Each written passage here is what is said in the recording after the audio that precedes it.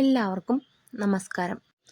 നാളെ 20/6/2026 ശനിയാഴ്ച മിഥുനമാസത്തിലെ ഷഷ്ടിയാണ്. മിഥുനമാസത്തിലെ ഷഷ്ടിക്ക് ധാരാളം പ്രത്യേകതകളുണ്ട്.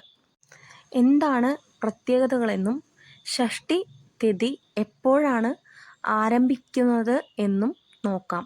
ഷഷ്ടി തിഥി ആരംഭിക്കുന്നത് 19-ാം തീയതി, അതായത് ഇന്ന് 4:19 വൈകിട്ട് 4:19 ആരംഭിച്ച് 20-ാം തീയതി വൈകുന്നേരം 3:46 വരെ ആണ്. അതുകൊണ്ട് ജ്യേഷ്ഠ മാസത്തിലെ ശുക്ലപക്ഷ ഷഷ്ടിയായി നമ്മൾ ആചരിക്കുന്നത് ജൂൺ മാസം 20-ാം തീയതി, അതായത് നാളെ ആണ്. നോർത്ത് ഇന്ത്യയിൽ ഈ ഷഷ്ടിക്ക് വളരെയധികം പ്രാധാന്യമുണ്ട്. അവർ ഈ ഷഷ്ടിയെ ജാമൈ ഷഷ്ടി എന്നാണ് വിളിക്കുന്നത്. വിവാഹം കഴിച്ച് അയച്ചിട്ടുള്ള പെൺമക്കളുള്ള അമ്മമാർ അവരുടെ ഭർത്താക്കന്മാരെ വിളിച്ചു വരുത്തി അവർക്ക് വേണ്ട ആദരവ് നടത്തുന്ന ഒരു ചടങ്ങാണ് ഇത്. അന്ന് അവർക്ക് മധുരപലഹാരങ്ങൾ ഉണ്ടാക്കി കൊടുക്കും, അവരെ പൂജ ചെയ്യും, അവരുടെ കയ്യിൽ മഞ്ഞ ചരട് കെട്ടിക്കൊടുക്കും. അങ്ങനെയുള്ള കാര്യങ്ങളൊക്കെ അവർ ചെയ്യും.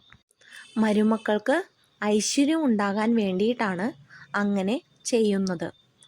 മരുമക്കൾക്ക് ഐശ്വര്യമുണ്ടായാലാണല്ലോ നമ്മളുടെ കുട്ടികൾക്കും ഐശ്വര്യമുണ്ടാവുക. അതുപോലെ പെൺകുട്ടികളുള്ള അമ്മമാർ ഇതുപോലെ ചെയ്യുകയാണ് എങ്കിൽ വളരെ ഉത്തമമായിട്ടുള്ള കാര്യമാണ്. അവരെ വിളിക്കുകയോ വീട്ടിലേക്ക് ക്ഷണിക്കുകയോ നല്ല രീതിയിലുള്ള ഫുഡൊക്കെ ഉണ്ടാക്കി കൊടുക്കുകയോ ചെയ്തു കഴിഞ്ഞാൽ വളരെ ഉത്തമമാണ്. ഷഷ്ടി വ്രതം നമ്മൾ എടുക്കുന്നത് മക്കൾക്ക് വേണ്ടിയാണ്. നമ്മൾ വ്രതമെടുത്താൽ നമ്മളുടെ ദോഷങ്ങളെല്ലാം മാറും. ഉണ്ടായിരുന്ന ദോഷങ്ങളും വരാനിരിക്കുന്ന ദോഷങ്ങളും എല്ലാം മാറും. നമ്മൾക്ക് ഐശ്വര്യമുണ്ടായാൽ അത് മക്കളിലേക്കും വന്നു ചേരുമല്ലോ. ഷഷ്ടി വ്രതം നാളെ 20-ാം തീയതി എടുക്കുക. ഒരിക്കലെടുത്ത് ഷഷ്ടി എടുക്കുന്നവരുമുണ്ട്, പൂർണ്ണമായി ഷഷ്ടി എടുക്കുന്നവരുമുണ്ട്.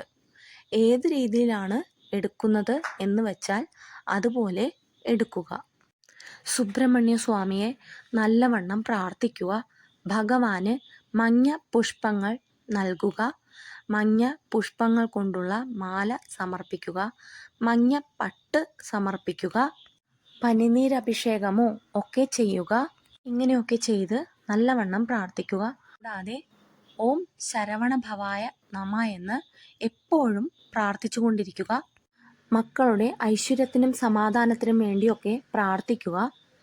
ഇങ്ങനെയൊക്കെ ചെയ്താൽ നല്ല രീതിയിലുള്ള ഫലം ഉണ്ടാകും. എല്ലാവർക്കും നല്ലത് വരട്ടെ എന്ന് നിറഞ്ഞ മനസ്സോടെ ആശംസിക്കുന്നു.